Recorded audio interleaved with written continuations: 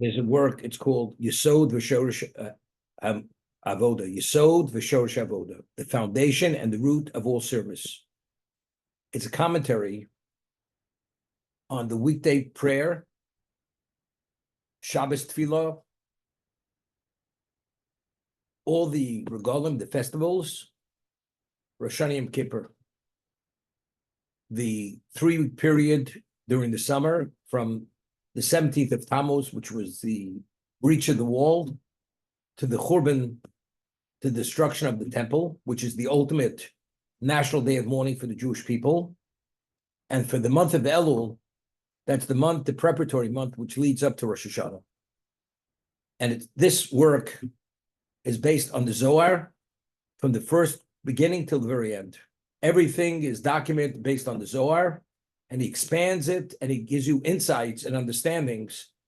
Then when we pray, it's a whole another level of experience. This person lived at the same time as the Vilna Gaon in the 18th century. The Vilna Gaon, who he had said was at a level that he was unparalleled by anybody in many generations who even preceded him, said on this person, his name was Rab Alexander Ziskind. That was his last name, Alexander Ziskind. He said the man was a chassid, not point for the Hasidic movement. I mean, he was devoutly, scrupulously pious. That's what the Vilna Gaon attested to this person. So over there he writes that when a Jewish child is born into existence, the level of joy he personally would have, would be something which would be uncontainable. It was so overwhelming, he couldn't contain himself. Why? Because another soldier of God was born into existence. Every soul that's born into existence has a mission, and each person born into existence, that mission completes the totality of the objective of creation. Each one of us contribute. One person is not the full contributor. It's a continuum from Sinai until the end of time. God gave the Torah to us, to the Jewish people at Sinai. There were 600,000 men above the age of 20, the wives, the children. From that moment going forward, every soul had a specific objective, a specific mission. The challenges that each one had are tailor-made for that soul, and the soul succeeds in those challenges, that person brings about a certain level of perfection. And cumulatively, over this continuum till the end existence, till Mashiach, we bring about this level of completion, of wholesomeness. And that whoever merits to be part of that objective, that equation, will ultimately be part of eternity.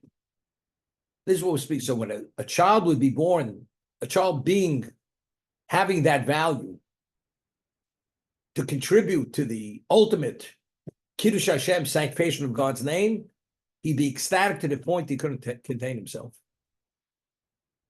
When he would say the blessing we say on the Torah, if one gets an aliyah, is Asher Bocha Bona B'Kol Amim, but Nosalonu is Torah. So God chose us of all the nations, and he gave us his Torah. This is a blessing we also say in the morning.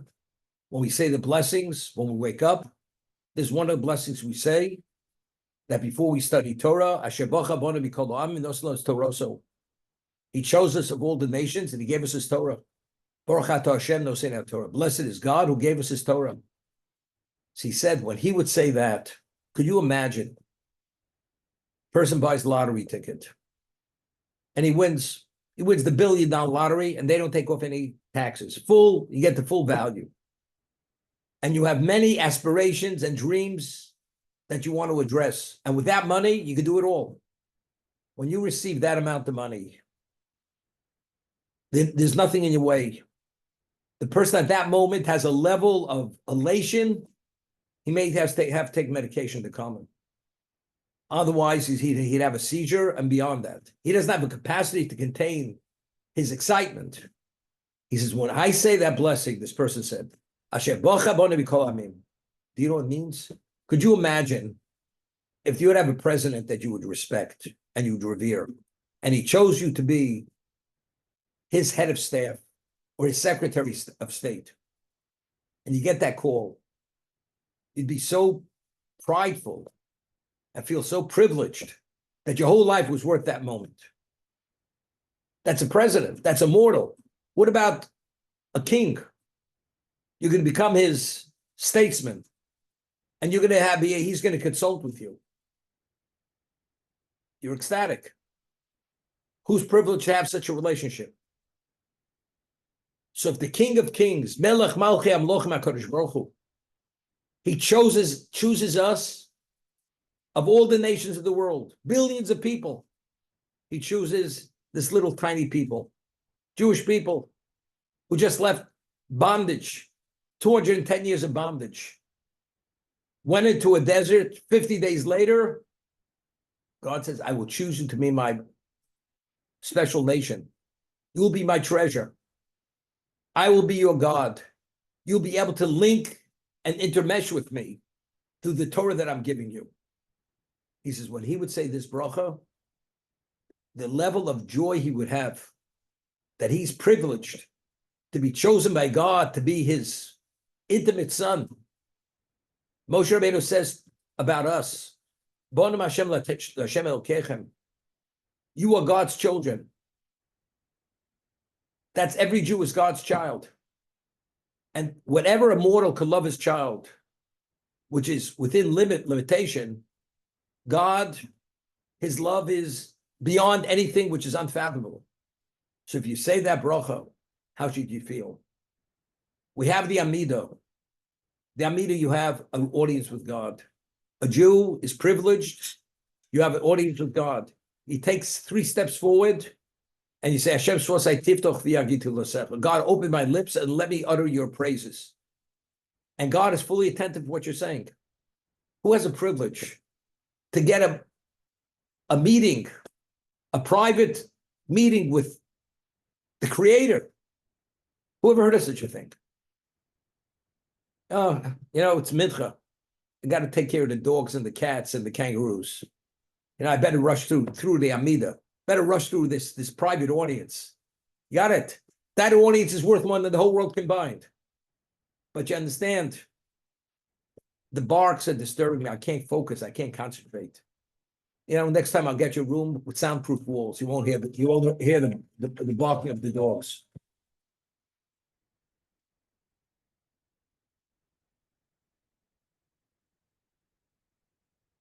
I could, a little facetious here. Okay. No, but it's a reality. It's a reality. Every moment you wear your tefillin in the morning, every minute, every nanosecond is a positive commandment. Every moment we wear tzitzis under our shirts, 4-cornered garment, the way you see the national debt spinning in Times Square, that's how the accumulation of positive commandments are being deposited in your account. Every second you wear that 4-cornered garment is a positive commandment. Every moment you have a mezuzah on your doorpost is a positive commandment. Continuous. This is like unbelievable. It's like you pull the slot machine at the casino, l'havdil el havdolos. The money doesn't stop coming out of that slot machine. You finish, you load up one truck, you bring another truck. All the trucks, they lined up for miles. That's how we accumulate mitzvahs. Without, almost effortless. And that's just the tip of the iceberg. And then you have Talmud Torah Keneged Kulam. Every word of Torah is the equivalent of all the mitzvahs combined, 630. So what gift did God give us? Because he chose us to be his people. You can't be more privileged than this. There's nothing comparable to this. The word comparable is an understatement. The Talmud tells us at the end of Sanhedrin that if a child lives long enough when he's born to answer Amen, one Amen, he's guaranteed a share in the world to come. Amen is an acronym for Kel Melech Nemon. Aleph is Kel, Mem is Melech, Nemon, the faithful God. So if the child answers one Amen, He has a share in the world to come. He's part of eternity. Could you imagine? And the child doesn't even know what the word means. But if though that word was uttered from his mouth uttered something which is a sanctification of God's name. If that's the case, he's already admitted into the world to come. He has a relationship with God. So throughout a lifetime, we can answer Amen endless times. Every day a Jew has an obligation to answer Amen 90 times a day. We're supposed to say 100 blessings a day. Every day, 100 blessings. And look, we say, God Almighty, the King of the universe, in various contexts. You know what that means? 100 times. How many people acknowledge God as Almighty King of the universe? God bless America. You know, that's where it begins. That's where it ends. Thank God I wasn't at 9/11. That's where it begins. That's where it ends. You know, thank God I wasn't on the Titanic.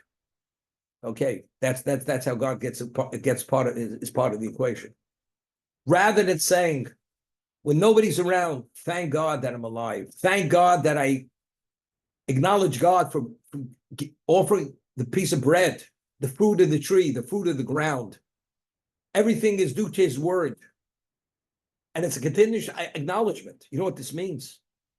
This moves mountains, moves worlds. It activates, it addresses exactly why we're here. We're here to acknowledge who he is, not to say who we are. We are what we are because of he chose us to be. So our pride is rooted in him, not in us. And that's why the verse ends in Yeshaya and Isaiah.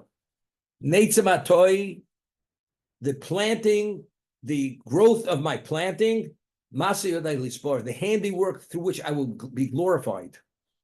That's the Jewish people. God is glorified through us. So it's interesting. Somebody made a light comment about dogs yesterday. When the 10th plague took place in Egypt, the dogs did not bark. And God says, because they did not bark, therefore, even the lowly creature, the dog, has to be rewarded. And therefore, it says that if you have meat, which you're not permitted to eat, you should give it to the dog. It's a mitzvah to give it to the dog, because even the lowly creature, God does not withhold its rightful reward. Now, what did the dog do so specially? Did it bark? You know, Malachi gives the dog one sedative and knocks it out. The dog doesn't bark. The dog is limp. And you can take it in your car, carry it, drive out to the Hamptons. It won't even, you put it in a box. It won't even dirty the car. But God says the dog will not bark. What was it all about? So the explanation is the 10th plague, who killed the firstborn of Egypt? All the firstborns. God says, myself. It wasn't the angel of death. We say in the Haggadah, Ani v'lo malach. I am not an angel, not Malachi. Ani v'lo malach. Ani v'lo saraf. It was me, not the Seraphite. Ani hu v'lo achid. Me and nobody else. Now, the Talmud tells us, when did the 10th plague take place? Exactly at midnight. You know what happens at midnight? At midnight, when usually when the angel of death comes to town, you know what dogs do? They start barking. A dog has certain senses that a human being does not have. When the angel of death comes to town, dogs bark. When God took the firstborn, midnight, the dogs did not bark. So what did that say? It's God and not the angel of death. Ani v'lo malach. So the Kiddush Hashem, the sanctification of God's name, that God said, it's me, it's my personal score that I will settle with the Egyptians. It's not the angel of death, I will do it myself. So through the dog came about the sanctification of God's name. Therefore, the dog is deserving to be rewarded. That's the understanding. That's the non-barking. Even if the dog would have barked for some other reason. But since it would be misunderstood why it may be the angel of death, no dog barked. To magnify the sanctification of God's name, it's I and no one else but is taking the firstborn.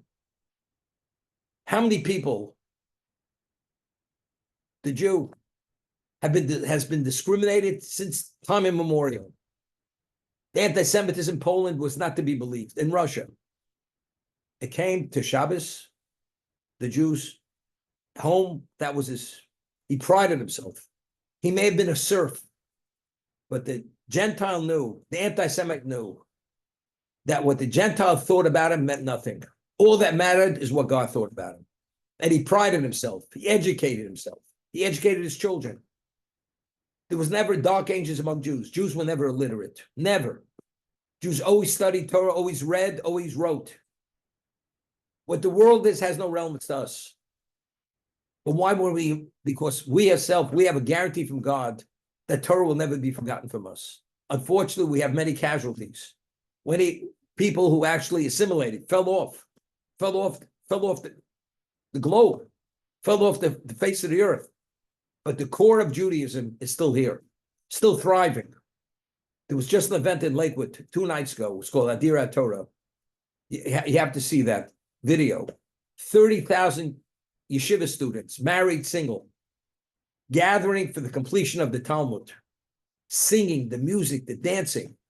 In this world, this craziness of this world, to sing and pride yourself, and the words where we're fortunate to study your Torah. You know what this means to God? In this abyss of impurity, you have this holiness shining forth despite everything else. It took place in the center of New Jersey, and there were 30,000 people came. If you hold 1 second, I could just play it for a moment. Our New Year's and the secular New Year. What did non-Jews do on the secular New Year? They drink, they brawl and fight, up to a point where they go into a stupor.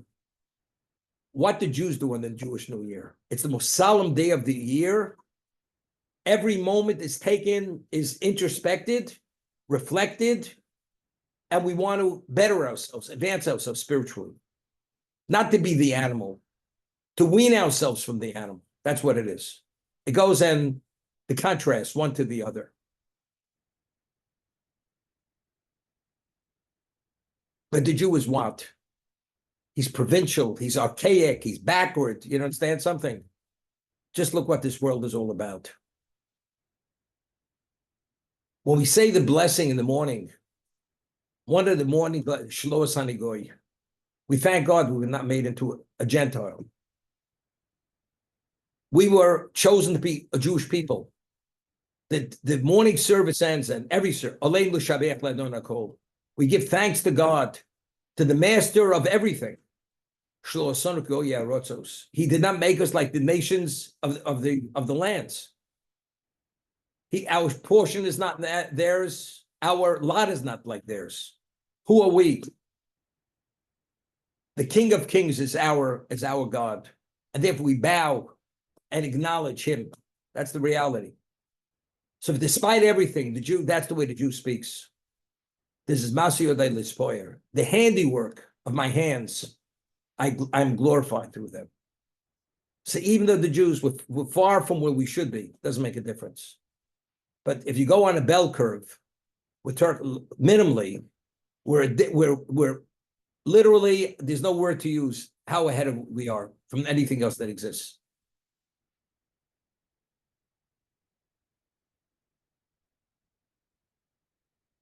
I'll share with you something personally. Many years ago, when I was visiting New York, and I had a dav mincha, and I was in Central Park, right outside Central Park. In those days, if a person would want to pray mincha, you know what he used to do? There used to be telephone booths. You'd go into the telephone booth, take the receiver off the phone, and you'd make believe you're speaking on the phone, but you're praying in the telephone booth. Because Jews didn't want to pray outside. They should be obviously noticed they're praying. They would stay in the booth, stay on a conversation for 20 minutes, and that's how they would do mincha. It's a good thing they weren't wearing tefillin, Larry. You got it? Because then it would have been obvious something's going on. So one day I'm there. I'm not in the area of telephone booth. I haven't done mincha. And they have the stone wall in Circle Center. I look around. This is 1970, 71. And I'm a grown person. And I see people walking up and down the street. One person has hair colored 6 different colors. psychedelic hair. Another guy is walking around clothing. I don't know from where he came. And I think to myself, these people not ashamed to walk around, and they're so-called human beings. I should be ashamed to pray publicly where I pray to God. I prayed. The world meant nothing to me. If this is what the world's about, I pride myself who I am publicly. Lahavdil Elfa of the Arab Muslim, he could be in the middle of anywhere. He'll take out his rag, put it on the ground, and he'll prostrate himself to Mecca. That's what he'll do. He couldn't care about the world, no matter what. And he'll wear his garb. He'll wear his, whatever you want to call it, his Arab garb, the woman, whatever. They couldn't care. They believe they are the purpose of existence. They're the chosen, whatever they believe, and that's it. The world means nothing to them. So the Jew who is in reality that, we should be concerned what the world says, what the world thinks, that we're provincial, we're backward, we're this, we're that. Again, we have to be comfortable with ourselves. We're comfortable with ourselves, then it's irrelevant what the world thinks. And then God will be very comfortable with us. Okay, we're going to stop here today, and we have a share on the parsha at 1 o'clock. Half hour. In 25 minutes. Shmuel, do you have anything to say? Yeah, I just want to clear something.